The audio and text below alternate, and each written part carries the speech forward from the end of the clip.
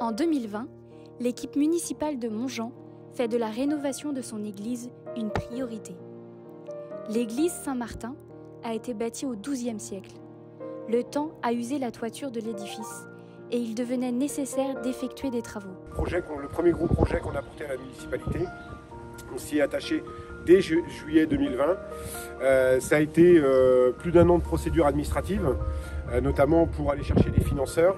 Donc les financeurs, ils sont divers. On a l'État, la région, le département et un élément aussi important, c'est la Fondation du patrimoine. Parce que en fait, cette rénovation d'église, on a voulu aussi le partager avec la population et en faire un fil rouge. On a fait un appel aux dons, on a mis une cagnotte en place qui a permis de récolter un peu plus de 7 000 €. Donc ça a été aussi un lien qu'on a pu créer avec la population. La population a pris part à l'évolution des travaux en participant à des événements, notamment au mois de mars 2022, avec un concert de Pierre Bouguier, originaire de la commune, afin de célébrer le lancement des travaux. Les travaux ont démarré en septembre 2022. Donc voilà, c'est l'entreprise Tutelier de Cossé-le-Vivien qui nous accompagnait, une entreprise habituée. Dans cette rénovation-là, on a aussi profité pour rénover tout ce qui est paratonnerre, parafoudre sur le clocher, parce que la totalité de la toiture a été rénovée, le clocher également. Donc on a mis aux normes le paratonnerre et rénové le parafoudre. Et le parafoudre, la rénovation a entraîné le changement du coq. Donc là aussi, on en a profité pour se retrouver et animer une bénédiction avec le Père Gilio. Et assez symboliquement, le maire a pris l'échafaud, monté l'échafaud et emmené le nouveau coq là-haut. Et on a récupéré l'ancien qui est aujourd'hui exposé dans l'église. On a souhaité le garder parce que c'est quelque chose, un élément important.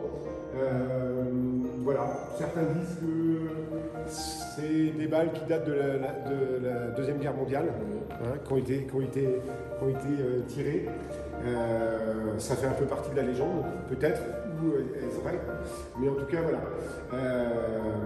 On s'est tous accordés qu'il devait rester au sein de notre église.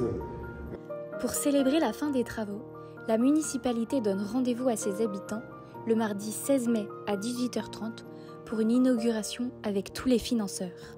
Et le soir, on poursuivra avec un concert avec Bretel et Garance, aussi un groupe mayennais bien connu, qui va donner un concert à 20h30 dans l'église.